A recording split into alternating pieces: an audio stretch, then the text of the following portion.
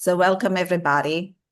Most of you know me as Dani Martins in Brazil. Here we mostly speak in Portuguese, but today we are exchanging a little bit our language and welcoming Yeah. Chris to our group. Chris, who has been a massive support of FBA Brazil for since the beginning, I guess. And then actually he was one of the people that inspired me to create all of this. So always, as I say this, Chris, thank you so much for being by my side. Yeah. You're a true inspiration for me. Chris, since I met you, then you founded Fresh FP&A. Yep. And I was just watching yesterday the chat we had, a webinar we done a couple of, or 3 years ago, actually. And you said on the call that you only had just started Fresh FP&A. So now, 3 years after, you're probably like coming to the fifth year of it, probably learned a lot of more So things. much. You expanded so much more your team. There is actually a Brazilian on his team. If Hmm. anyone here wants ever to work with Chris, just message him. So he will figure something out with you. But again, Chris, I will let yourself to introduce you because you got so much on your pocket there that I wouldn't make justice to talk about all of it. So everyone here are welcomed to put on a chat any questions you have throughout the presentation. Let me just Yeah. say, Chris has prepared a little presentation for us. He's going to talk. We're going to ask him to start talk slowly for us. We're going to try at least. But if anyone wants to interrupt and open up your mic, you can. If you're not comfortable on speaking, you can always write in English. Or if you're not even comfortable writing in English, you can always write in Portuguese. And collectively, we will translate and Chris will respond. And then this is going to be recorded so you can watch it again and again after, also with the subscriptions of YouTube and then other tools that can help us to translate if needed. So thanks so much for everyone being here. We are nearly 24, 25 now. There is another 15 to come. They will join us as Chris starts talking. So please, Chris, take the stage. Yeah, Danny, first off, thank you so much for the warm introduction. I appreciate it. It's been an absolute joy and privilege to see everything that you're building and to help support you and everything that you got going on. I'm a champion of yours as well, too. We got some time to meet when you came to AFP. So, yeah, definitely a champion of everything you're doing and happy to support. Yeah, and I'm Chris Ortega. What I'm gonna do before I dive into it, I'm gonna share my screen. And if everybody or can give me a thumbs up, you just type it in the React. There's a thumb up button, so we got some engagement. Just if you can see my screen, hit me with a thumb up. So let me do that real quick. So share screen. I'm gonna share this one. And then let me know when you can see my slides. Can you see the slides? Yes. Every time with technology, when you're like, for me, when I'm working on like, when I meet with clients or I'm going from like a Google Meet to a Teams Meet to like a Zoom to like all these other ones, all my like mics and video and stuff messes up. So, but cool. Today, what I'm going to be spending some time to talk to you about is the CEO-minded finance leader. I think over the last 5 years in building Fresh FP&A and over my 20 plus years experience, this is really what I think I've evolved into, being the CEO of Fresh FP&A and also being a CFO for clients and being in my finance experience and then also bringing sorry, hold on, my mic messed up. Okay, cool. Okay, so let me move ahead.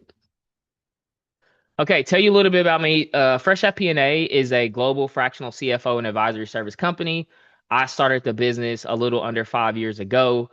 And basically, what we do is we provide fractional CFO and advisory services to growing small to medium-sized businesses. Growing small and medium-sized businesses are defined as $1 to $50 million revenue companies.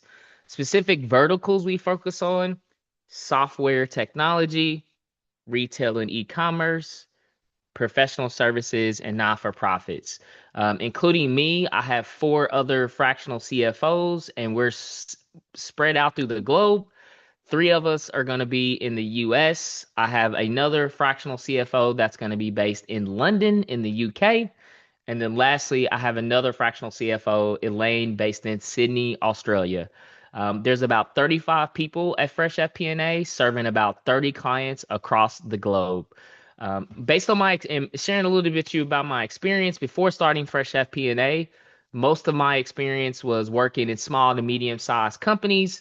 I would come in, be part of the first hires of the finance team, and then I would build, shape, scale, and exit companies. I've had the fortunate opportunity of taking three companies through my career through acquisition. The largest was a software company that was about $130 million in revenue. We were in 27 countries and we had about a little over 2,000 employees. Helped build that organization up, and we sold to SAP, which is one of the largest software companies in the world. That was the largest exit that changed my life.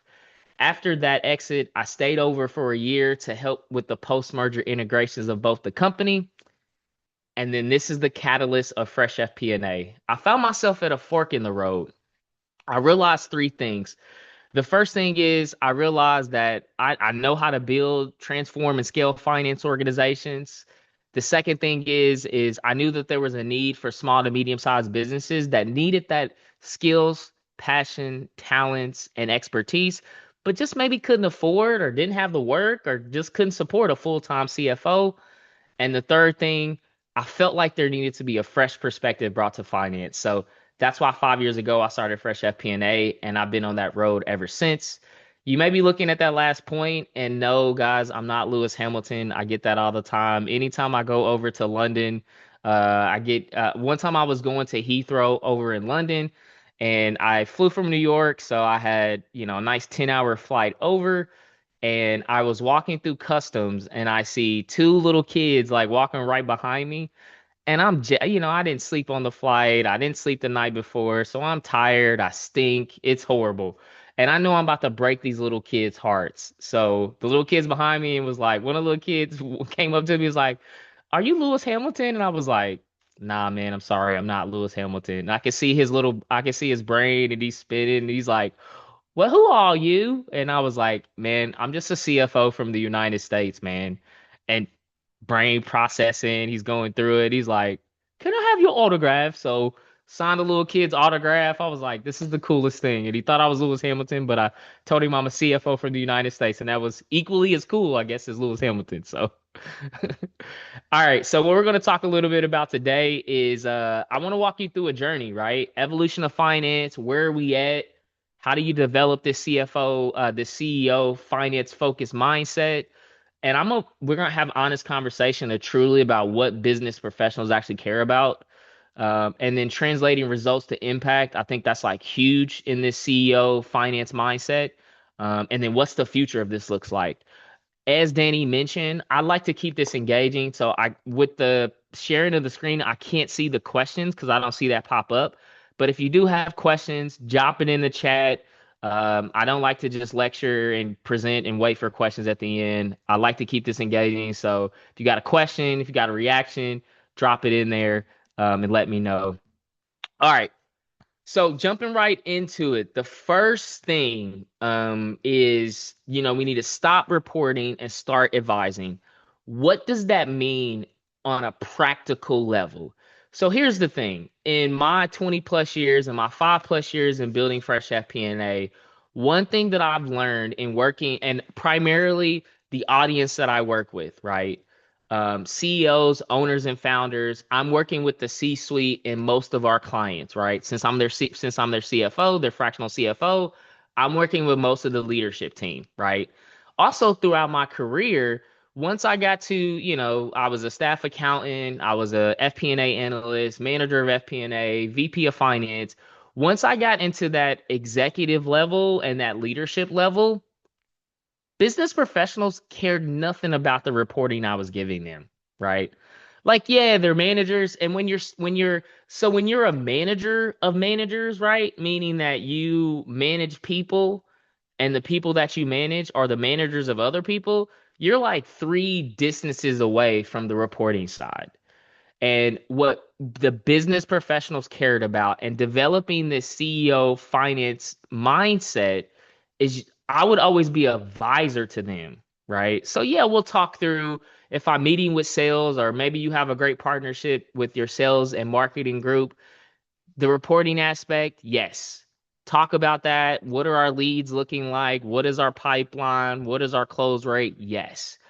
But you should come to that meeting looking to advise them. And here's the honest fact. Most finance professionals, and I'm going to drop a statistic in the next that's going to blow you guys' mind. But most finance people, we look in the rear view, right? You're talking about, and here's the reality. I find myself sometimes doing this as well too with clients. You're looking at the past because I don't think you should ever discount the past. I have a great mentor that always told me that the past is a great predictor of the future. So you should not discount what happened in the past. But spending 80% of your time, energy, effort, and resources focused on that, you can't change it, right? Like, yes, I wish I can go back to 10 years ago. Imagine that. Imagine you can go back to 10 years right now, all the things you would change, right? I would change some stuff. There'd probably be some stuff I keep the same, but you can't go back and change any of that, right? And we need to shift to this mindset of looking towards the future, right? Looking out of the windshield towards the business. Like, what are those exits we need to be a part of? Looking at are we good on gas, which maybe be cash or cash burn or cash runway, right?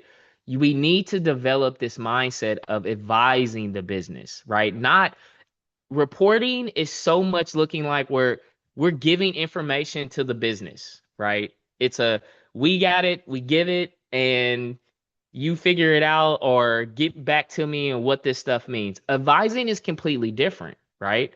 We're giving them that information, we're posting these facts, and we're their advisor, right? And I think one of the things when I started Fresh FP&A, this is a cool thing of what FP&A means to us. When I look back over my career, right? FP&A, we all know it, financial planning and analysis. But if you really break that down, and honestly, you think about FP&A and you think about financial planning analysis.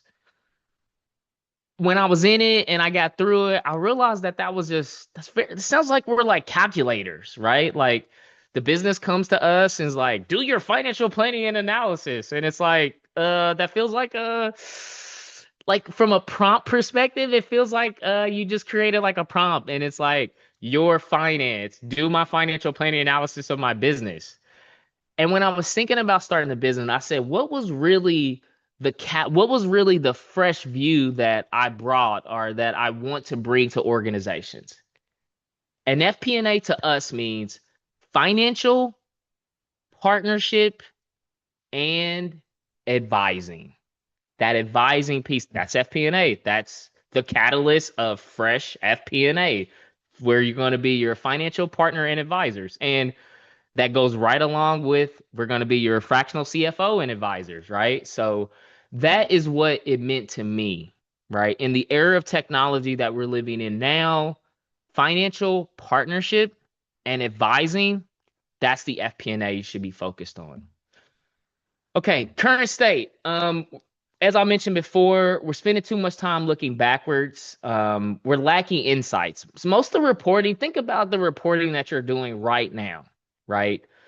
Think about just the month-end close that you go through.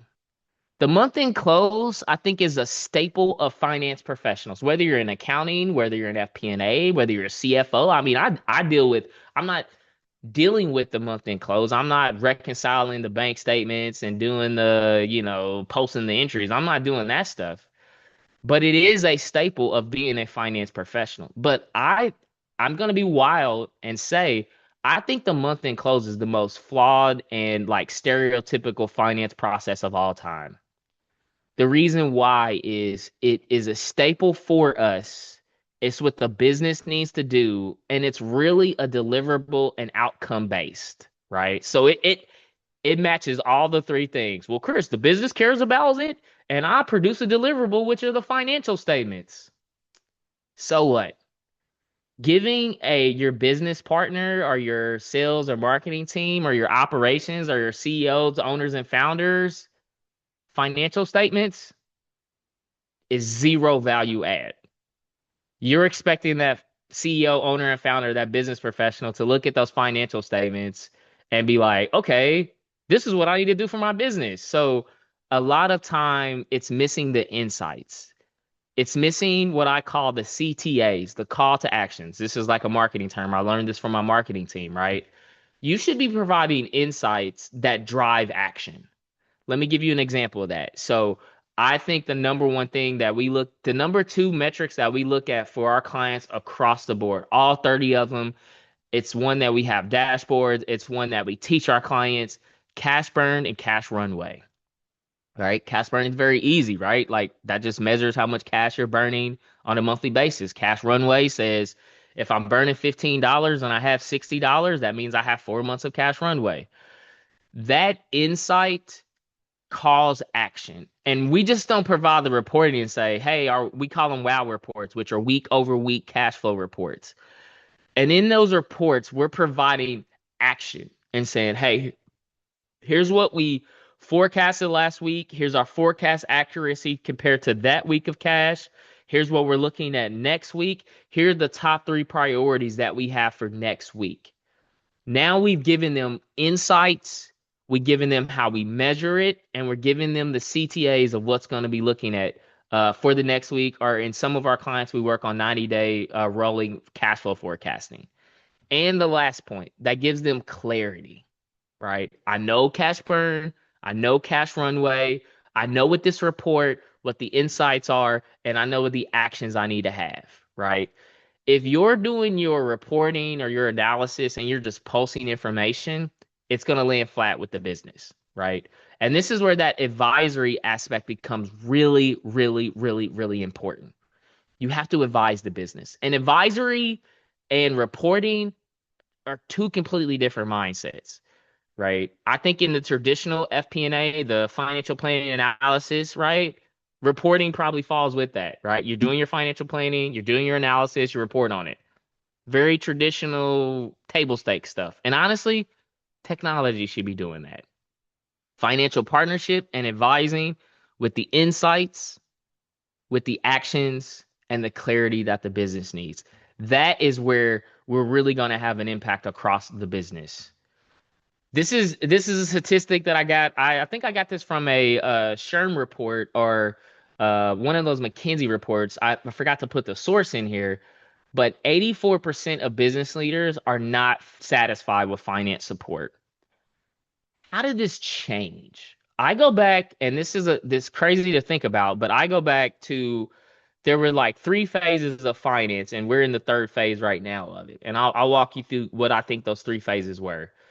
Before the pandemic, that's crazy that was that like 6 years ago? 6, 4, 5? I don't know. Long time ago, right? But before the pandemic, when you look at the value proposition that finance brought to the business, we were the scorekeepers, right? That was the legacy. Hey, we had a budget of 2 widgets. How many widgets did we do? We did 2 widgets, Chris. Awesome, right? We just reported the score, right? Then during the pandemic, I remember working at a software company. And I remember that I was in the ground level and I was like, this is a shift that the business expects out of finance during this period. I was at a software SaaS company. We were selling a software, a marketing solution to retail and e-commerce businesses, basically for them to manage all of their marketing support for retail and e-commerce. We provided an entire solution for them. And during the pandemic, you talk about an industry, and I'm talking specifically for the US. I can't talk about how it went in Brazil, but I think it was like universal. That was probably one of the largest industry that was hit with the pandemic, right? We went in the US during that time, it went overnight, and this was for our clients. It went overnight that clients were most of their operations were bricks and mortars, meaning they had physical locations. And overnight, all of those were closed. Like nobody was shopping. It was for the next 90 days, stay home, get fat, order DoorDash, and just chill. I mean, maybe that was just more my like, yeah, that was like the 90 days for me. I ballooned up because I couldn't go to the gym. I couldn't work out, dude. I was just like chilling, you know? But during that time, I remember the shift. Sales and marketing, normally in a business, they was like the growth engine of the business. When the business partners, when the CEOs, owners, and founders look for growth, clearly they look for the sales and marketing professionals. And during that time, I remember the sales and marketers were like, Chris, I don't know how to navigate this. This is chaos. There's no clarity. They took a step back. And I remember during that time, my finance team globally, we stepped up. We were managing the client commitments. We were staying on track of our contracts. Our CEO at the time, Ohad Heck, said, there's two things we're going to take care of during this time, during the pandemic. We're going to take care of our employees and people and partners, and we're going to take care of our clients. And that was like the North Star of the business. And the sales and marketers were like, okay, like, and we stepped up and did that. We took care of our people. We made sure we had the funding. We took care of our partners. We made sure that we had the products and services and solutions to provide to our clients to help them navigate, right? When we came out of that pandemic, there was like an aha moment that I had. And it was that this has fundamentally changed what the business expects out of finance and what finance needs to deliver. During that time, and this is, 5, 6 years ago. This is maybe even longer than that. It was like 6, 7 years ago, right? Um, it changed everything for the business and what they expect. And that set a new baseline during that phase two, right? Walk you through the phases, this phase two that we were in. The business was like, yeah, the reporting, the stuff that you were doing before, I expect you to do that. I want you to be at this level. And since that time, now we're in phase three with this technology adoption. We can't have a presentation and not talk about AI, right? Like I feel like every presentation, every session I'm a part of, every CFO, every vendor is just like AI, everything, right? Which we'll get on that a little bit later. But that expectation, that bar set, we're no longer going back to the scorekeeper mindset. That phase two, we set the bar and the business is like, hey, CFOs and finance professionals, they can help guide the business. They can help bring clarity to chaos. They can help us navigate a super complex situation. That is what I expect out of CFOs, and that's what I expect out of my finance team, right? So I share that story with you because it's not surprising that 84% of business. Because here's another hard truth. Most finance professionals, and I talk with CFOs. I'm part of the global CFO Leadership Council. I'm on the advisory board for that. I do so much stuff for the AICPA. I'm on their advisory board for their CFO conference. The Association of Finance Professional, Brian Lapidus just had a forum at Indianapolis. I was there. I have a pulse on like the global CFO. And a lot of times, this is the reality. Most people that I meet still have that legacy scorekeeper mindset. And the reality is that's not going to work in the future. It's not. That's not what the business expects. That's not technology can handle a lot of that stuff. There is a fundamental shift that's happening inside of finance, and that was where that advisory aspect of it becomes super important. So ask yourself this, and I can't see the chat, but like if you were to say like business leaders that do you think you provide the level of support that finance leaders that your business partners that expect, right? Drop a like I can see the people on the side. Drop a thumb up if you're like, Chris, I'm not part of that 84%. I'm like part of that 16%. I'm actually working with the business leaders and I think I provide the financial support that these business leaders have. Drop in your reaction emoji. I want to see that over in the side.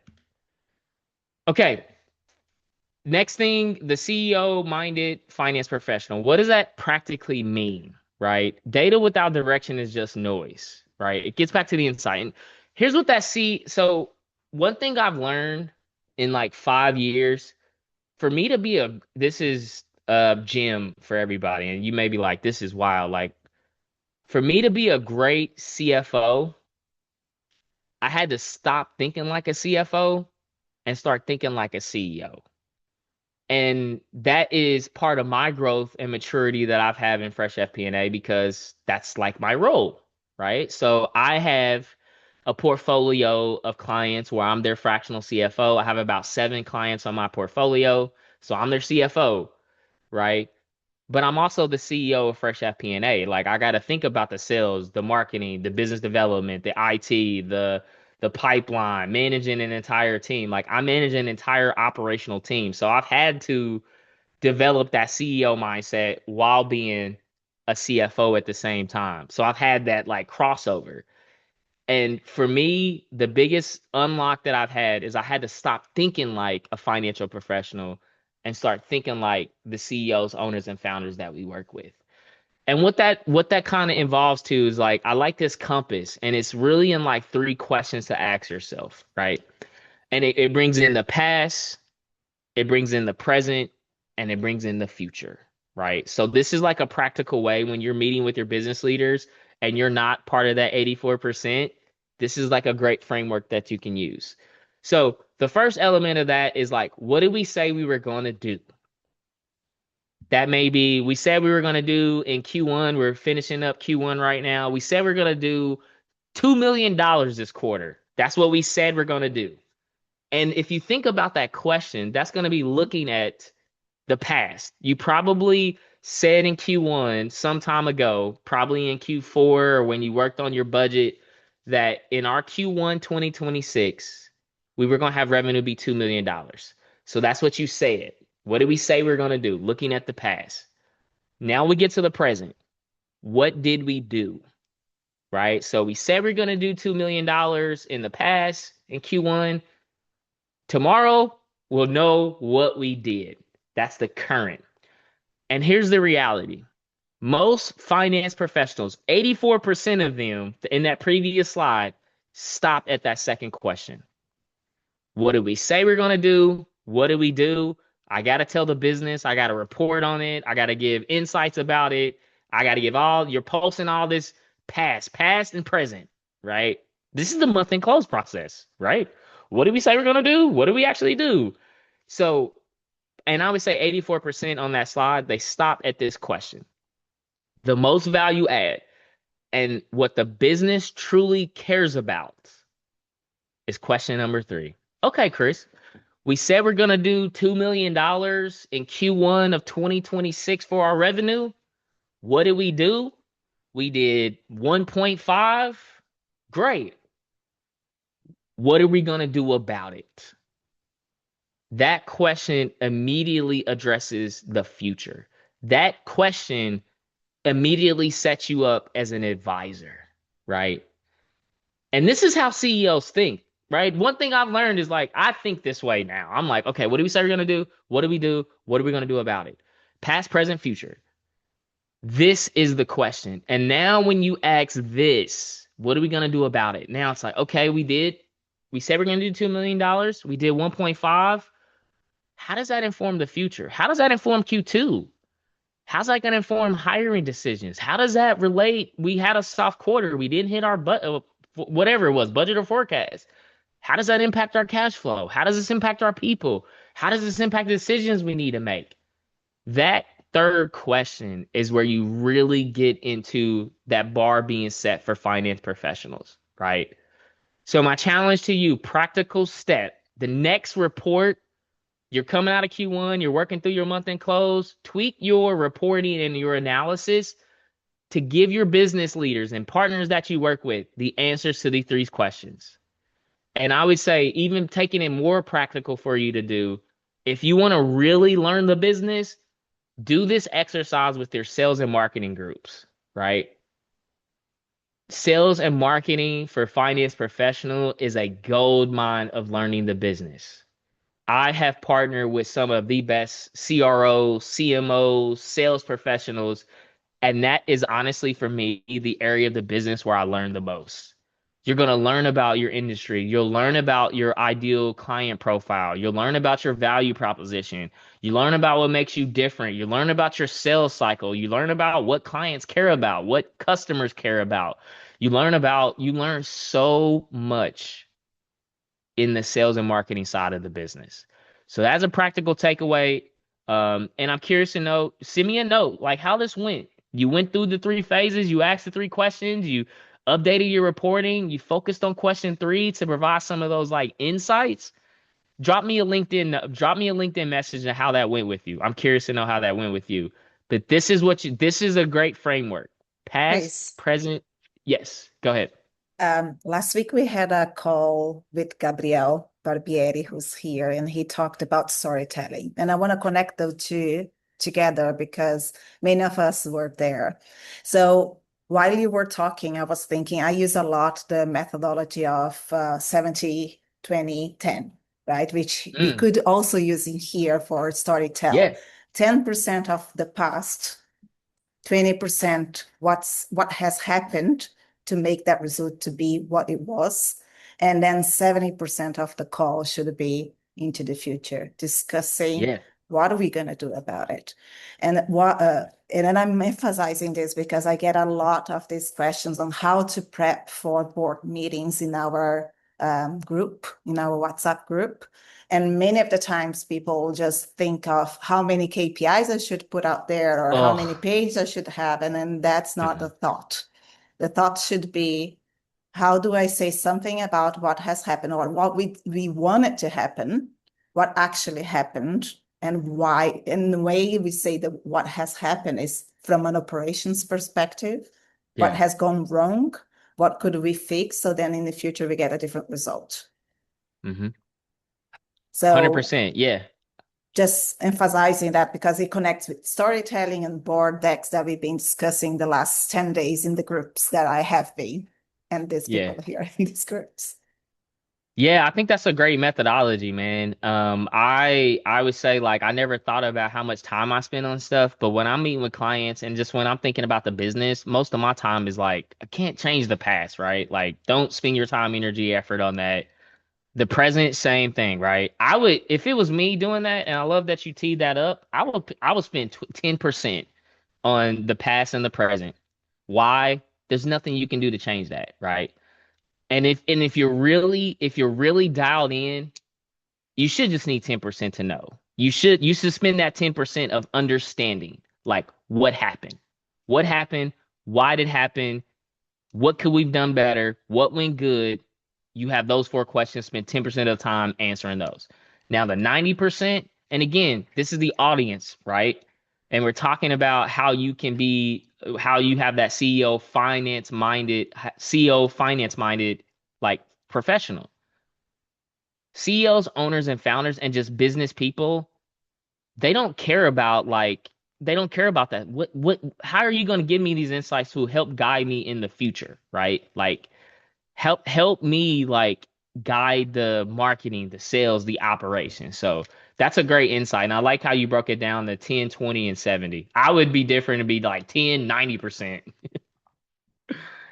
Um, okay, so this is another, I think, thing to take in is shifting your focus from value creations to what CEOs or what CEOs care about, right? When I put on my CEO hat at Fresh FP&A, and I work with so many CEOs, I've worked with great entrepreneurs. I think that's been the luxury of my career is I've worked with some great entrepreneurs and some great teams. I've also worked in some really dysfunctional leadership teams, but there's also learning in that. And I think what it comes down to are really three, and this is more for if you're an enterprise $50 million company, you don't care about cash flow, right? Because on your balance sheet, you got more money than the US government, which is like a fact. There are companies in the US that have more liquidity than the US government, which is a fact, right? So what I'm talking about is like that small to mid-sized company, right? If you're a publicly traded enterprise, $5 billion company, just go grab a coffee or go grab a snack because this is going to relate to anything that you're dealing with, right? But in that small to medium size and where I've been in the high growth, rapid fire change, like every day is different and you're like, are we going to make it? The number one thing, and I always get back to this, is cash flow. And let's break this down from a finance perspective, right? Let's really get deep. When you think about cash flow, it is the most underwhelming financial statement that any finance professional has, right? It's like P&L is number one, balance sheet is number two, the indirect method, and I'm talking US GAAP. I think IFRS is different.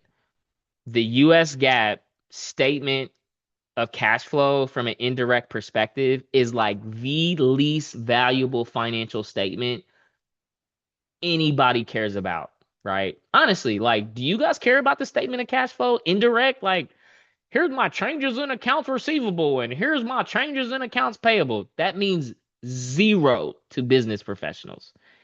So if you're giving your business partners a statement of cash flow, indirect, this is you. You're part of that 84%, right? Sorry, just being honest with you, because they don't really care about it. They don't really know. And it's the most underserved, right? And when I look back over I'm going back 20 plus years when I was like, even in high school, taking accounting, right? Cash flow was really never talked about. And in business, there was an era of time where it was like revenue growth is all anybody cared about, right? Like, and then that stopped because like grow at all costs, people were bumping, millions and billions of dollars in these companies that were growing all costs. Then it got to like profitability, right? Then people, investors, businesses cared about profitability. Now, in the global environment that we're a part of and the macro factors, political, social, all those different factors that we're facing, a lot of businesses care about cash flow and they care about profitable growth. So, and again, for me, the clients we work with, this is the number one thing. What I always say is profits are a dream, but cash is a reality. And in the SMB space, the $1 to $50 million high growth companies, even the million, 130, $50 million companies that I've worked in, this has been the number one place. So if you're looking for a place to say, Chris, I want to develop this CEO finance mindset, where is the first place I should start? Where's the first place analysis? Like, where can I be a great advisor to the business? Cash flow. And not from a accounting perspective. Don't start talking accounts receivable. Don't start talking AP. Don't start talking prepaid expenses. The moment you talk to a business person, guess where you're at? You're there. You're part of that 84%. They're like, I don't care about any of this stuff. You have to make cash flow and the way that you talk about it relatable to them, right? And where we do this is we break down cash at a bank transaction level for all of our clients, right? We're looking at cash receipts that you got in. We're looking at vendor payments that you have. We're looking at interest income that you're making. We are tying this out to operation decisions that they're making, right? Here's the vendors that we paid. Here's the 401k payments that we make to our people. We're making it relatable to them, right? And the first place for you to start, definitely around cash flow. Another analysis that we work on that I think is a gold standard for any business, 90-day rolling cash flow forecast, right? Let me break that down even further. 30 days, you want to have precision on your cash flow forecast. What do I mean by precision? That means for our clients, we set an expectation that in 30 days from our cash flow forecast, actuals to our forecast is precise. That means 80, 95, 97% confidence level of that actuals to the forecast. 60 days, now you want to be like 75 to 90% accurate, right? In high growth businesses, outside of 90 days, if it's a lot of volatility and high growth, you want to be accurate. right? And that's like 75, it's like 65+%, right? And because you're rolling this on a constant basis, you're constantly getting that precision, that accuracy, and that insight, right?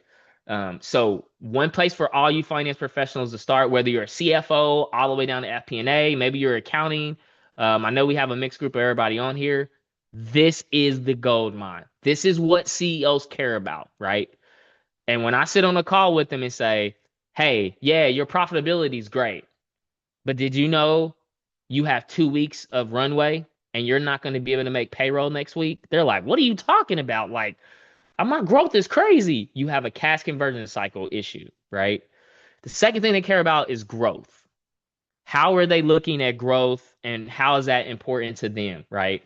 So you definitely want to focus on the growth area. And then the last area for you to look at is definitely around a risk, right? If I was to prioritize these for you to make an impact, for you to be that advisor, focus on the cash flow, 2 metrics for you to measure, cash burn, cash runway, the analysis for you to put together, 90-day rolling forecast, insights, sit down with your business partner, CEOs.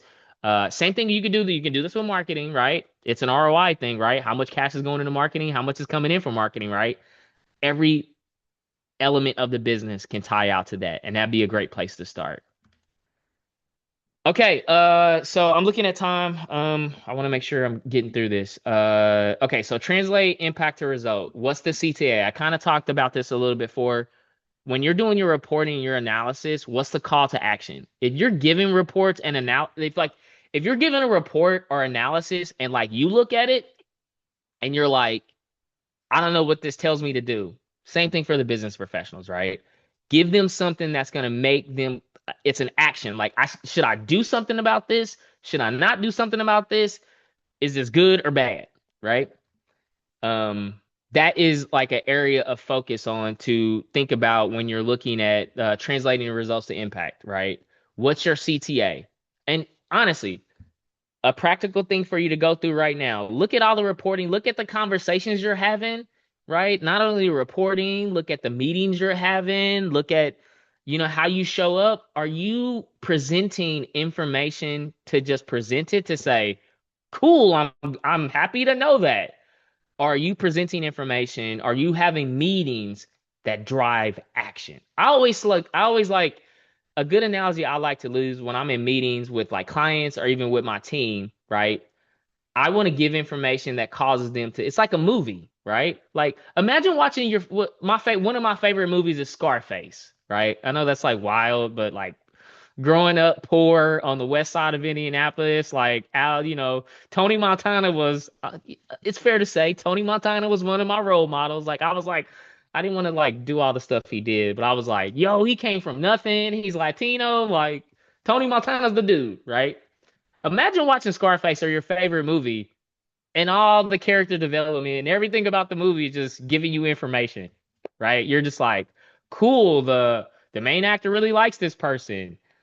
There has to be tension, there has to be a little drama, there has to be something, there has to be action drawn from something. And when you're able to do that, I sit in meetings with our clients, even with my team. I'm always like, what should we do about this?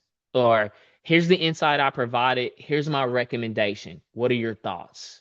Right? Or here's the direction we need to go because we're going to run out of cash, here's the immediate action we should take. Are we aligned on that, right? You should be pulsing information to cause action. That's what business professionals care about. That's what CEOs, owners, founders, people outside of finance, they care about. What are you telling me that's going to make me do something? All right, so now what's the future? What's this look like? Um, I think immediate course, this is what you can take away from this conversation today. The first thing is get alignment, right? What does that mean to get alignment? Talk with your business partners, your people that you're working with. Maybe you're a CFO and you have a direct relationship and you're working directly with your C-suite or the CEO, owner, and founder of your business. Get alignment of the value that you want to bring. Really practical way to do that. There's 3 ways to do that. The first element, ask your CEO, owner, and founder a very simple question. Hey, What is the value that my finance organization provides to you? Very open-ended question. It's not gonna, you didn't say, what report do you like the most from my finance team? And if they say to you, as a finance professional, and you could do this with your CEO, you could do this with your business partners you work with, and you could do this with your team. So that's like that three-pronged approach. If you talk at the CEO level and the executive level, and that CEO, owner, and founder comes back to you, or that COO that you work with, and they're like, Chris, you do a great job of getting me the numbers. Yikes. Do you want that being said about you? Right. Oh, yeah. I worked hard today in getting the business the numbers, right? You're a scorekeeper. You are, and if you get that from your CEO, owner, and founder or business, here's the reality. You're in that phase one that I talked about, and the pandemic was the meteorite that killed the dinosaurs. You're over in there. It's hard truth, right? What you want that CEO, owner, and founder to say, man, Chris, there's not a business decision that I make that I don't want to go talk to you about it and just understand it more from a finance perspective, operationally, and what it means for the business. If you get them to say that, you are a valued advisor to that CEO. Same methodology you can go with to your business partners you work with. Ask your maybe you got a great relationship with the operations person, your COO, or like whoever you work with. Go ask them, hey, what is the value that I bring you or the finance teams brings to you? CEO, you asked it to those business partners you work with. Ask your team that as well too, right? Sit down if you're, with the controller. I do this with my team all the time. I say, hey guys, what value do you think we provide to our clients? And if they're like, Chris, I think the value that you got me providing is like I do great reports and monthly reporting of the business.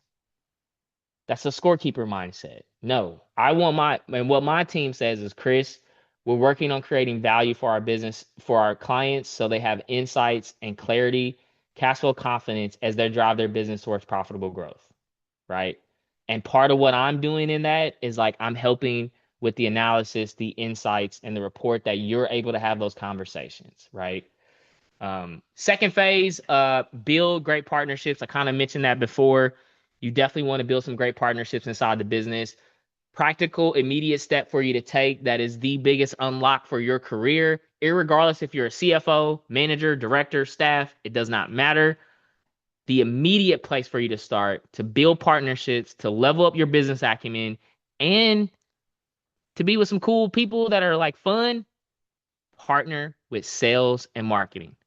Best question you can ask them. We're coming into Q2. Set yourself OKR, an objective key result.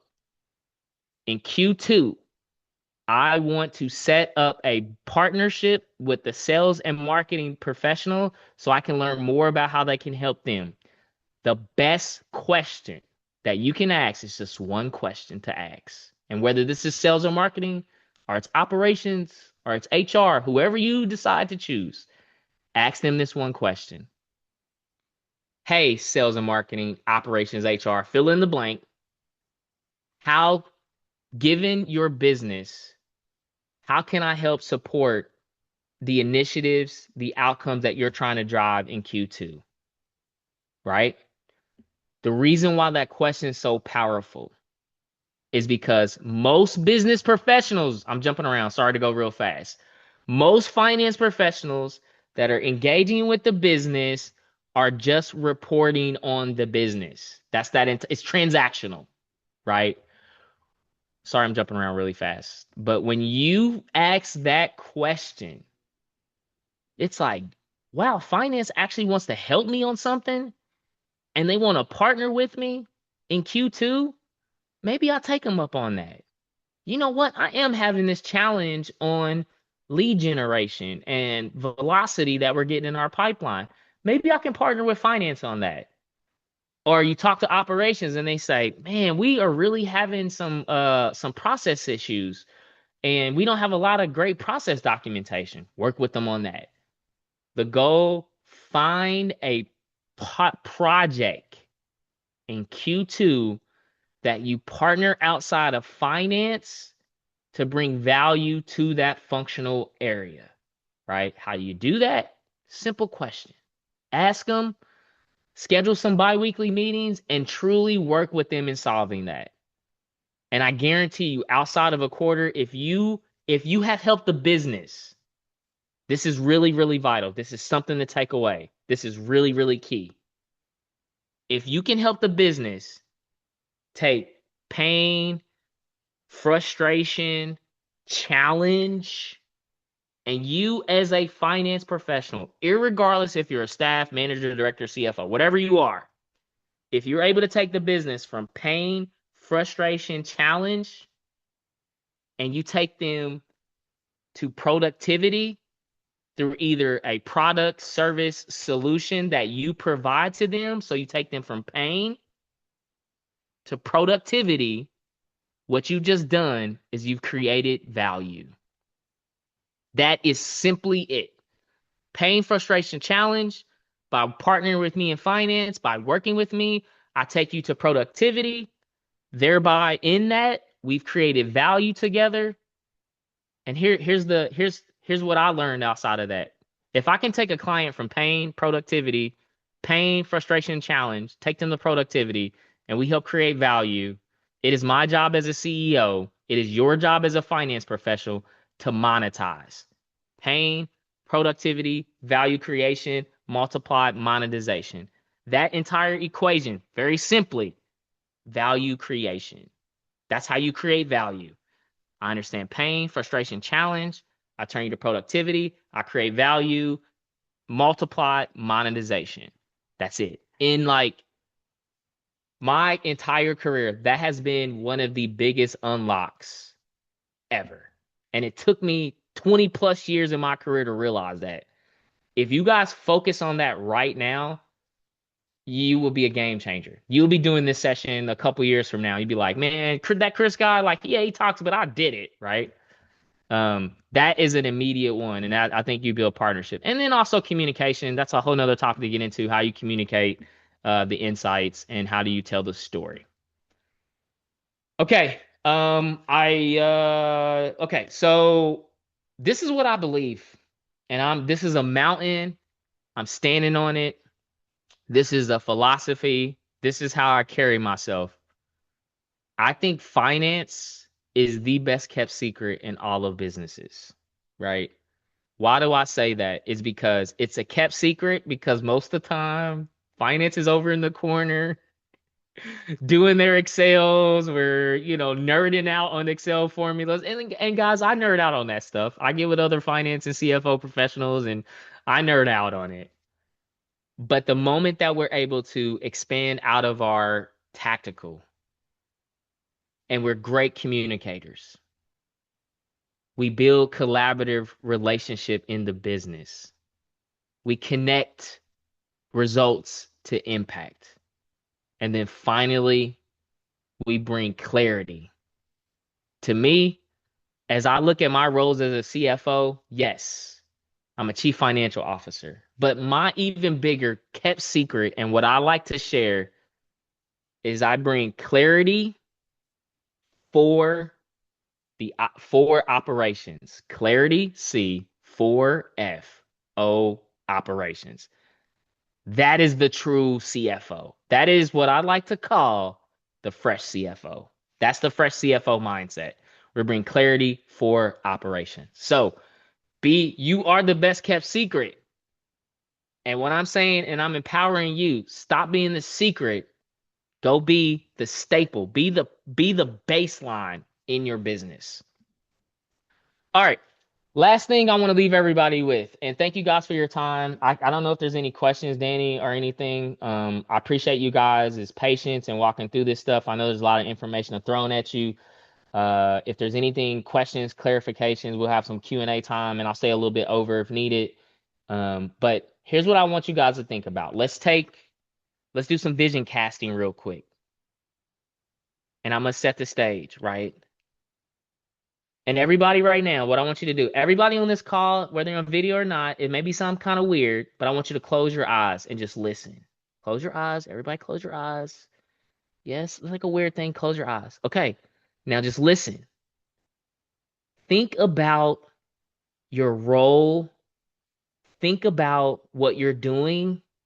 Think about all the things we share. Think about the value that you're bringing. Think about the quality of your life. Think about your family. Think about what you're doing 5, 10, and 15 years from now. Think about that. What does that feel like? Where do you want to be? What credentials have you had? Where are you operating at your best? And you're imagining that future 5, 10, 15 years from now. Sit with that. How does that feel for you when you wake up? How does that feel for your family? How does that feel for your career? How does that feel for your skill set? Right? Okay, open your eyes now. And here's the connection.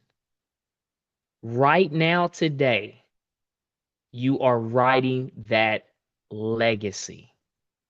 So everything that you just took that little brief, weird moment that you probably never did and didn't think was ever going to happen in a presentation, you have the opportunity right now to write that legacy of what that looks like in the next 5 to 10, 15 years.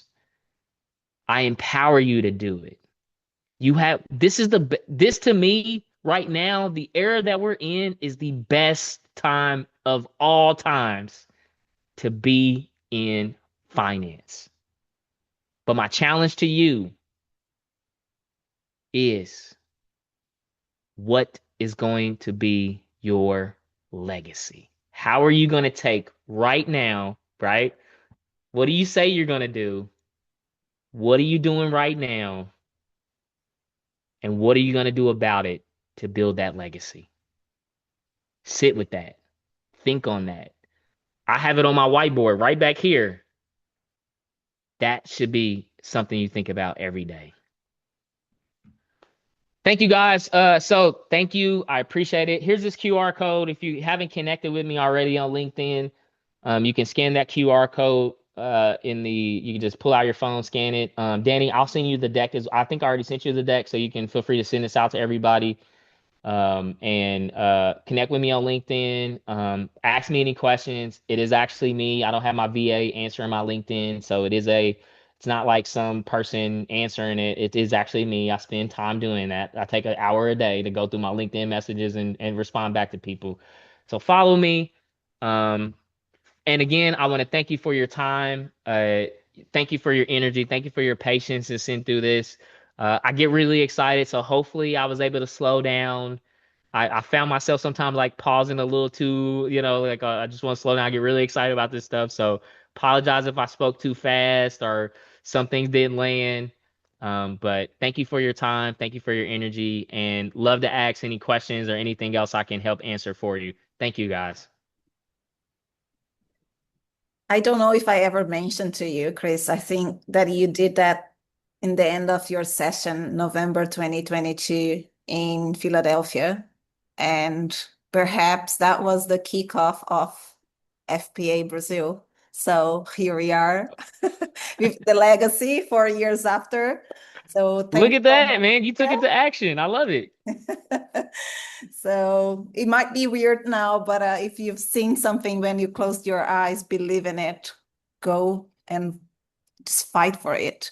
Doesn't matter how big it looks now.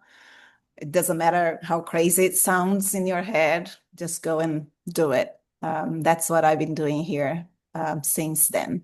So, Chris, thanks so much for being here. There was no questions in the chat. I think people got a little like too concentrated while you were talking, so you couldn't really get a question out. But they have Yeah. your LinkedIn, and I can assure also everyone that Chris will respond. I think Rose came on screen and has a Yeah, question. she The just hand is raised raised. I don't know her. if that's a Yeah. question or But if anyone else wanted to reach out to Chris on LinkedIn after, I can attest that he will respond, right? yeah, for sure.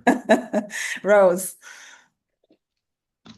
Hello, everybody. Chris, thank you very much. I appreciate a lot your presentation. Thanks for sharing with us Of your course. insights today. It was amazing. And I am a FP&A manager of a mid-sized business, as you mentioned. And I quite often see myself in your trajectory, because I'm not CFO, I'm a manager. I also worked for a big company in the past, and now I have worked for mid-sized and small business, at first for a SaaS, and now for a cosmetic company as a FP&A Dope. manager. So it's amazing how we can implement this kind of knowledge and processes and all these FP&A advisors. So it Yeah. was pretty a treasury to hear from you. And I'd like to question, as a in your first 90 days in a mid-sized or small business, of course you talked during your presentation about the cash flow and then the growth and then the risks, but going deeper or besides this, in a practical daily activities, what should you bring, or what should suggest for us to do in a company? For example, Yeah. starting in So a I think company. I think your question was, in the first 90 days, what are the things you should be tackling? Is that right? Like in the first 90 days? Yes, It's really yes, three key areas, right? Number one, the most important part, learn the business, right? Like I talk to CFOs all the time, and in the first 90 days, they go in and they're like, well, we got to change the ERP. We got to do all this financial stuff. No. And Rose, I'll be honest with you. I've come into organizations in the first 90 days, and I've gone in the first 30 days. Here's my recommendation of everything we need to improve. And it is completely wrong. It's completely wrong. The reason why it's wrong is because I don't know the business. I don't know the landscape. Your first 90 days should always be about understanding. When we come into clients, it's exactly our approach. Number one, we're going to learn your business, we're going to learn your industry, and we're going to learn about what makes you special and what makes you as a business. The number two thing coming into your first 90 days, build the relationships with the team. Like, go understand the team, right? Go build. Like, when I come in as a CFO with our clients, I'm meeting their team. I'm setting up, hey guys, how do you guys work together? How do you operate? How do you guys make decisions? How do you handle conflict? What are the gaps from the people perspective that I need to know about, right? Who's my champions that I need to have? Who's my little like minions? Second step, learn the business. First step, learn the business. Second step, build the partnerships and learn the people. Third element, now you get into the finance side. Understand the operations. I call them the processes, right? And those three areas that I focus on is part of like the Fresh FP&A pillars: people, process, partnerships, right? Those are the foundation pillars that as a finance professional, you need to know. Who are the people? How's the partnerships working? And what are the key financial processes that you need to know? You need to know the finance side of it deeply, right? Then outside that 90 days, now, okay, I understand the business, right? I know like there's friction between like this group of people. I've got a baseline of like the processes. Now you can start providing recommendations, right? The worst thing you can do, irregardless of whatever finance level that you're at, is to come into the first 90 days and make any changes to anything. Now, sometimes things are on fire, right? Like, I will caveat. Sometimes you got to immediately jump in and be like, no, this is on fire. This is critical, right? But in that first 90 days, understand the business, understand the people, understand the key financial processes in the business: people, process, partnership. After that, now you've built a relationship. Now I can actually listen to Chris, right? Because I met Chris. I know Chris. I spent 90 days building a relationship with Chris. Now the business trusts you, right? And now you dove into the processes to know what those recommendations need to be. And now you bring in the value of the partnership you want to bring. 100%, that is the fail-proof framework to work in. You can break that down. You can say, hey, man, like, put it in work streams, right? What's my people work stream? What's my process with my partnership? And what are the things I want to do in the 90 days, right? We have an entire like checklist that we go through in those 90 days. That's 100% how I would tackle it. Rose, does that help answer your question and get deep into the practical ways of doing that? Yes, thank you very much. Thank you very much. Perfect. It helps a lot. Thank Awesome. you. Great Very much. question, by the way. Thank you for asking it. Great question. Thank you too. Thank you too. Just before Camila asks her question, I want to take a Yeah. picture because people are dropping off because they probably have another few things they want to be. So Mm-hmm. whoever is with their camera off and want to come on, you have 2 seconds. And then let's just smile. Done. Hey, once more. More people came on board. Once more, there we go. Awesome. Camila. Sweet. Hello, Chris. Thank you for everything that you're talking about today. And I have a question for you about the future. And Yeah. when you're talking about the future, of the time, most of the time we overestimate the short time and overestimate the long time, and underestimate the short time. Yeah. Yeah. And we live today in a big wave that's generative AI, but we live at the same, not the same thing, but things similar in the past, you know. Yeah. And I think that most challenge of us is how we going to this wave, and at the same time we solve the next wave, and we act not just following the wave, you know, but I think above the everything that's happened, how you personally thinking about this, about the future. Mm-hmm.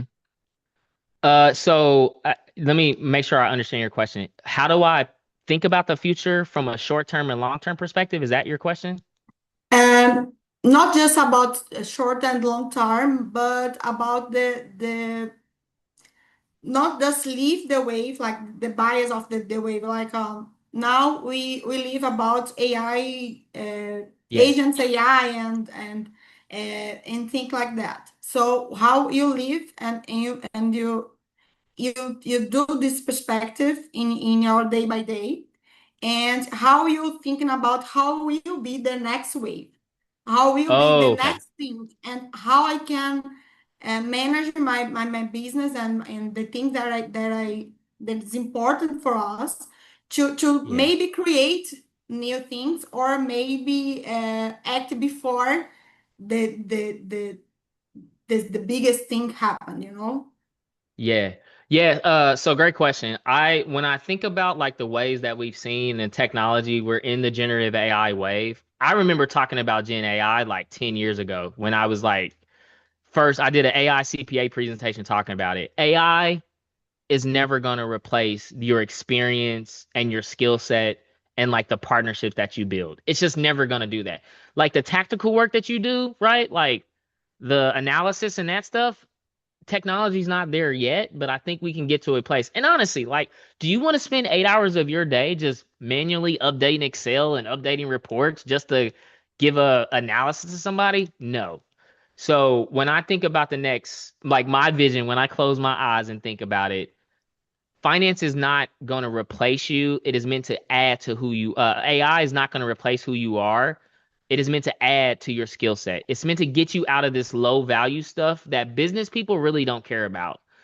Your thing that you love the most about your Excel model that you built, that's like awesome and all these great formulas, business people don't care about that, right? They don't, honestly. Like, I've never had a business owner tell me, Chris, man, that financial model that you put together, oh, that was so beautiful. Like the formulas that you had and when it was, they don't care about that stuff. So when I think about how technology and where I see the biggest place for you to win are the non-finance elements, communication, collaboration, connection, and clarity that you could bring.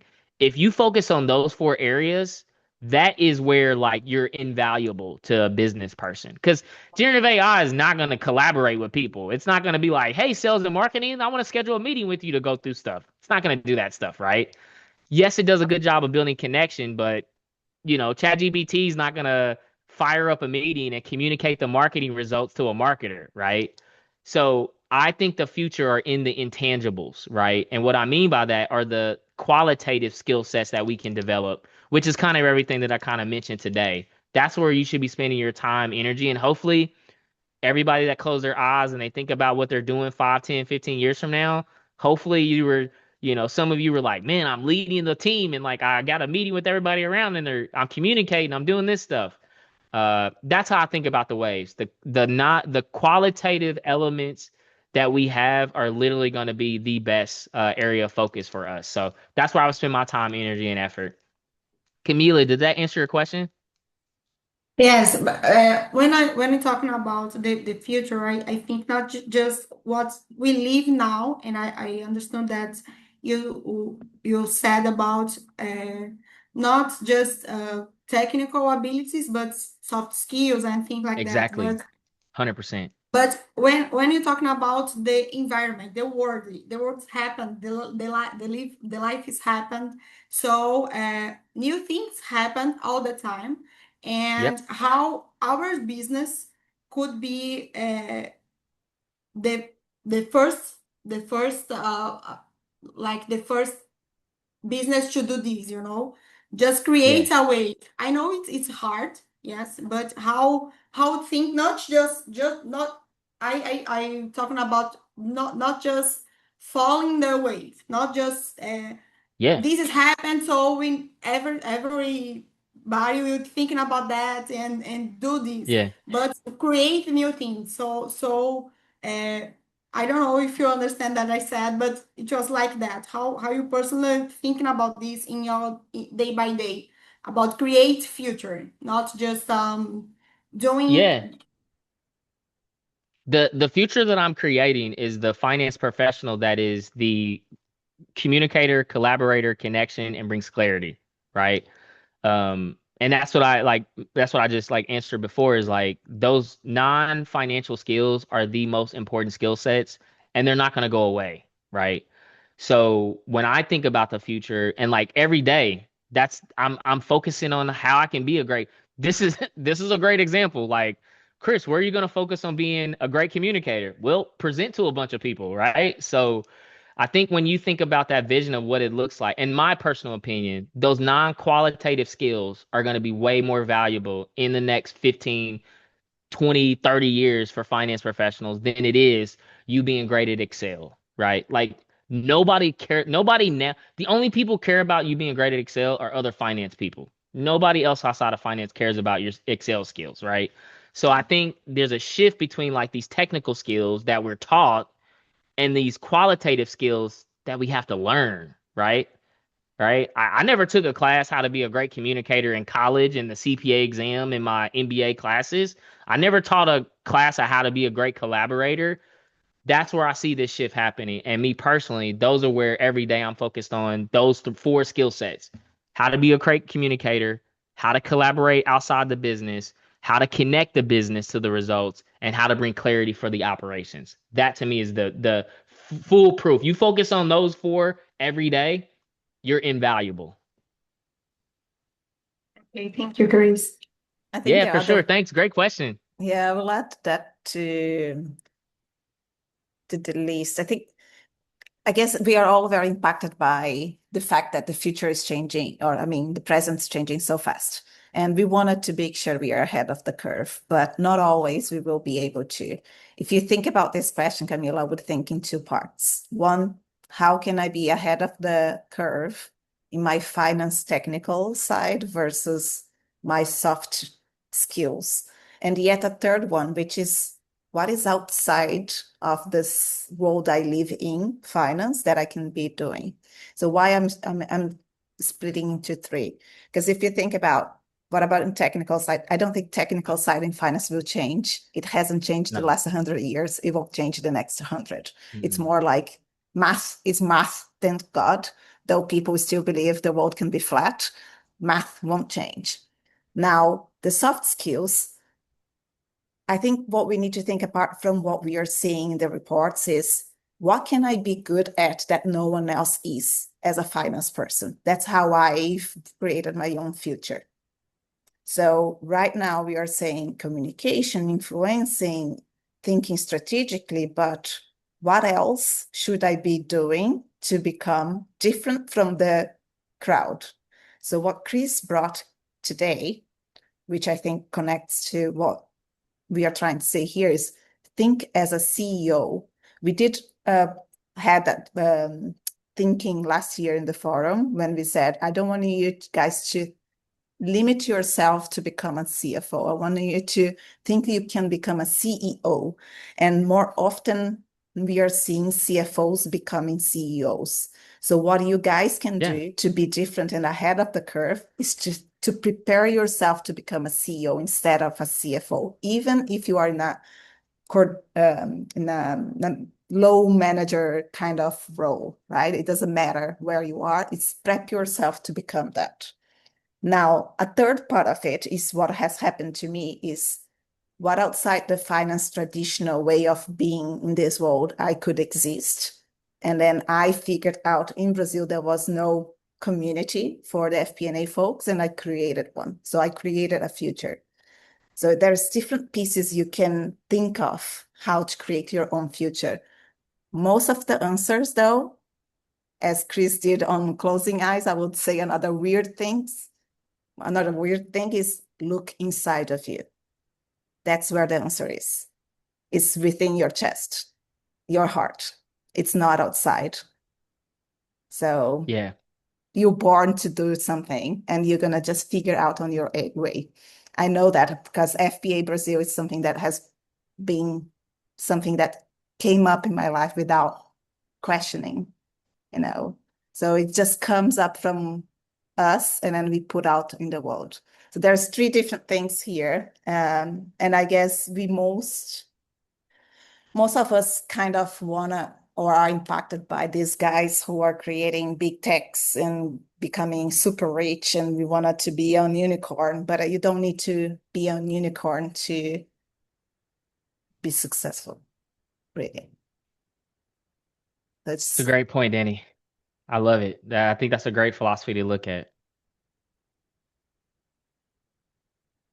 Cool. Thanks so much. We are 20 minutes over. Again. Oh, no, it's all good. Danny, thank you so much. Thank you. As Danny mentioned, like if you guys have any other questions, feel free to connect with me on LinkedIn. I answer them. And thank you guys for the extra time. I think this is awesome. And be inspired, man. Like, remember that vision casting that we did and that image that you had, and like, go create that. And there's nothing stopping you from doing it. Like, go do it, right? Like, yeah.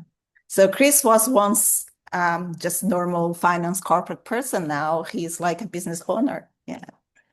Yeah. I made the leap of faith, and I'm not looking back. And this is the mountain I landed on, and it's a great ride. It's stressful. It's everything, and it's everything I thought it would be, and everything I thought it would be. It's all wrapped into one. Exactly. Chris, thanks so much. Talk to you soon, guys. See you soon. See you guys. Too. Enjoy the rest of your day. Be great. Thank you, Be everybody. great. Bye.